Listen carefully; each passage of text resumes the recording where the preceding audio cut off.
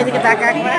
একবার হাওড়া স্টেশন সবাই মিলিত হলাম। এই যে আমার নবপুর শাশুড়ি কাম দিদি, নবপুর শ্বশুর, ঈশা ভাগ্নি, এই ঈশা ননদ, ঈশা দুই ভাই বোনের বসে এদিকে তাকা গল্প করছে। দাদুকে এদিকে তাকা দেবো। হাওড়া স্টেশনে 19 নম্বর প্ল্যাটফর্মে জলের বোতলগুলো পড়লো।